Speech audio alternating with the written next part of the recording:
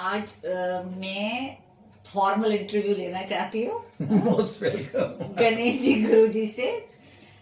मैं ये पहले जानना चाहती हूँ व्हाट आई एम एक्साइटेड कि ये जो आपको हिम्मत आई कि टू बी ए प्रॉपर सन्यासी, ये कैसे आई? क्योंकि मुझे ऐसे लग रहा है जैसे आप हम जैसे थे और थोड़ा थोड़ा आप बदल रहे थे हमसे, और अब तो आप बिल्कुल बदल गए। तो ये कैसे हुआ? This is I am so excited. Indira ji, सबसे बड़ी बात यह है कि जर्नी जो है पहले से निर्धारित होती है। कोई भी जर्नी हो, किसी की भी यात्रा हो, पहले से निर्धारित होती है। होता क्या है कि जब हम अपनी यात्रा आरंभ करते हैं तो माया अपना अपना खेल खेलती है, तो हमें माँ अलग अलग रिश्तों में, संबंधों में बांधती जाती है। लेकिन जब जैसे जैसे आप आगे बढ़ रहे हैं, गुरु के मार्गदर्शन में, ईश्वर की कृपा में आप आगे बढ़ते रहते हैं, तो धीरे धीरे ना अटैचमेंट्स कम होने लग जाती हैं। जब आपकी अटैचमेंट्स कम हो जाती हैं तो आपके लिए डिसीजन लेना बहुत आसान हो जाता है। जैसे आप लोग, अगर आप मेडिकल प्रोफेशन को जानती हो, तो कहते हैं एक फादर अपने बेटे की सर्जरी नहीं कर पाएगा क्योंकि वो नर्वस होता रहता है, क्योंकि वहां एक अटैचमेंट होती है, और वो चाहे वो दुनिया का सबसे बड़ा सर्जन हो। उसी तरह हमारे स्पिरिचुअल दुनिया में जितनी ज्यादा अटैचमेंट होगी उतना आपके लिए मुश्किल होगा। तो हम लोग जैसे जैसे अटैचमेंट कम होती जा रही हैं उतना आपको रिजल्ट मिलता जाता है। मेरे जीवन में भी ऐसी घटनाएं घटी कि कुछ जर्नी आगे बढ़ी, कुछ लोगों से मिला, कुछ ज्ञान मिला, कुछ एक्सपीरियंसेस हुए, फिर फैमिली का सपोर्ट मिला, और कुछ ज्ञान, विजडम आया, और अटैचमेंट्स कम हुई। तो मुझमें एक करेज और एक हिम्मत आई कि मैं अपने कॉर्पोरेट वर्ल्ड को छोड़कर, जो एक normal day to day life थी, उसको छोड़कर मैं संन्यास की दुनिया में आ सकूं। मुझे भी डर लगता था कि इस लाइन के उस पार क्या है, इस लाइन के इस पार क्या है। और मैं बचपन से ना उस लाइन के एक पैर इधर एक पैर इधर रहा। तो वो जो द्वंद्व था, वो लड़ाई जो थी, वो बहुत मुश्किल थी मेरे लिए। लेकिन वक्त के साथ साथ मैंने सीखा और मैं वो लाइन, लक्ष्मण रेखा पार करके इस दुनिया में आ गया। सो अभी मैं बिल्कुल मस्त मजे में एंजॉय करता हूँ, अपनी जिम्मेदारियों को ढंग से निभाता हूँ। परिवार बड़ा हो गया है कम होने की बजाय, पर वो अब जो अटैचमेंट्स हैं उसमें कोई प्रॉब्लम नहीं है। वो जिम्मेदारियां जरूर हैं पर वो मजबूरियां नहीं है। नहीं, ये जो आपने कहा कि ये बहुत ही दिस इज वर्थ नोटिंग कि जिम्मेवारियां हैं लेकिन मजबूरी वाली नहीं है, रिस्पॉन्सिबिलिटीज है, लेकिन आप वो निभा के आगे चल रहे हैं। मैं वही कहता हूँ ना, जैसे एक एक्टर को किरदार दिया जाता है कि वो आज शराबी बनना है, कल डॉक्टर बनना है, परसों फौजी बनना है, फिर अगले मूवी में चोर बन जाता है। तो एक किरदार से दूसरे किरदार में जाता है तो पिछला किरदार भूल जाता है। तो मैं वही कहता हूँ कि जीवन में किरदार को निभाओ।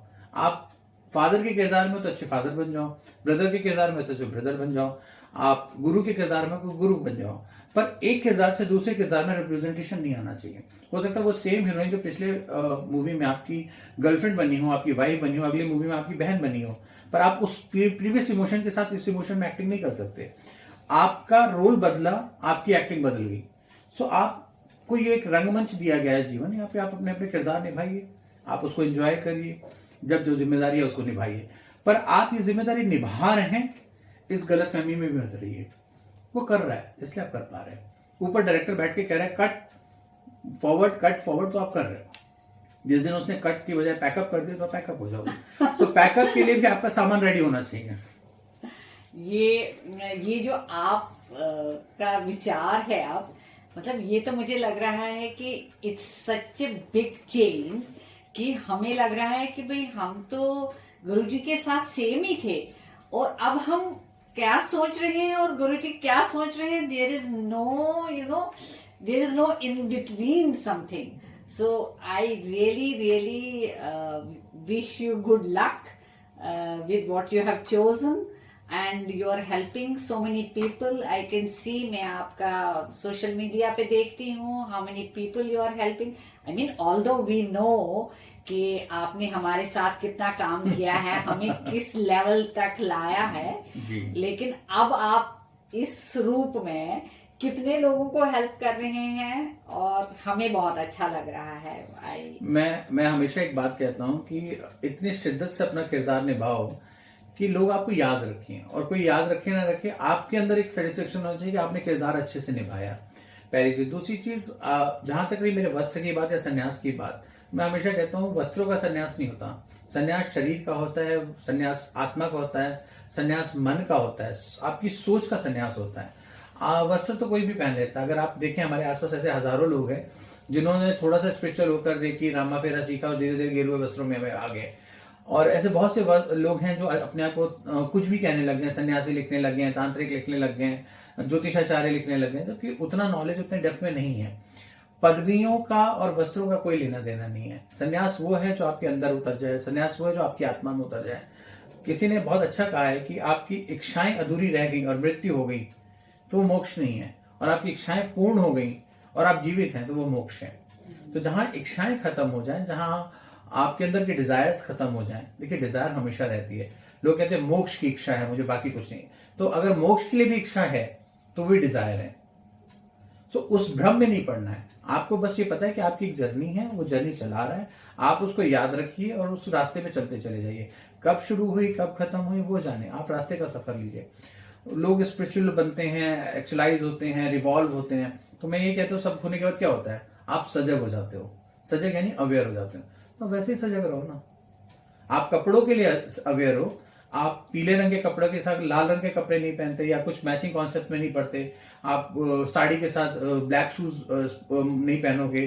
तो मतलब एक कॉम्बिनेशन, एक अवेयरनेस होती है, ड्रेसअप की अवेयरनेस होती है, आपकी काम करने की अवेयरनेस, आपकी खाने की अवेयरनेस है। तो वैसे अपनी आत्मा, अपने मन की अवेयरनेस रखें, वही संन्यास है। तो इतनी सी बात है और जिंदगी की मौज मिलेगी। जो आप इतना आसानी से कह रहे हो वो थोड़ा मुश्किल है। You have experienced it, that's why you are feeling बहुत आसान it's है, normal. बहुत आसान है। उसको रोज जीने की आदत डालनी पड़ती है। जैसे हमने, अब जब हम पैदा हुए तो हमें बेट्टी की आदत नहीं थी, हम कॉफी का फ्लेवर नहीं जानते थे, हम आइसक्रीम नहीं जानते थे, हमारे लोगों ने सिखाया, हम धीरे धीरे आदत डालते चले गए और आज हमें अभ्यास हो गया। आज हम बेट्टी के बिना उठते नहीं है। तो हमने वो क्या किया कि प्रैक्टिस की। तो हम रोज वो प्रैक्टिस करते रहे, धीरे धीरे वो कलाकारी आप में भी आ जाएगी। मैंने थोड़ी सी सीख ली, मेरे गुरुदेव ने ज्यादा सीखी, आप भी थोड़ी सीख जाएंगे। तो कीप प्रैक्टिसिंग। और क्या होगा कि अभ्यास तो वैराग्यम अर्जुना, अभ्यास करने से वैराग्य आता है, बिना अभ्यास के वैराग्य नहीं आता। लोग कहते हैं कि बाबा लोग हैं तो इनको इसकी क्या जरूरत, उसकी जरूरत है। देखिए ये नहीं भूलना चाहिए कि हम ह्यूमन बीइंग हैं, हमारी एक बेसिक रिक्वायरमेंट्स है, हमारी छोटी नीड्स हैं। वो नीड बड़ी भी हो सकती है, छोटी भी हो सकती है। अब मुझे यहाँ से अगर सहारनपुर जाना है या यहाँ से मुझे बॉम्बे जाना है तो मैं उड़ के थोड़ी जाऊंगा। मुझे गाड़ी की जरूरत है, बस की जरूरत है, ट्रेन की जरूरत है, जैसे एक आम आदमी की जरूरत है वैसे मेरी भी। तो ये मानना कि संन्यास हो गया तो सब कुछ खत्म हो गया, या गृहस्थ है तो आप कुछ नहीं कर सकते। आपको दोनों के बीच में, क्योंकि मैंने दोनों दुनिया बैलेंस करना चाहिए। आप घर में रह के भी सन्यासी हैं और जंगल में रह के भी आप मेटलिस्टिक हो सकते हैं।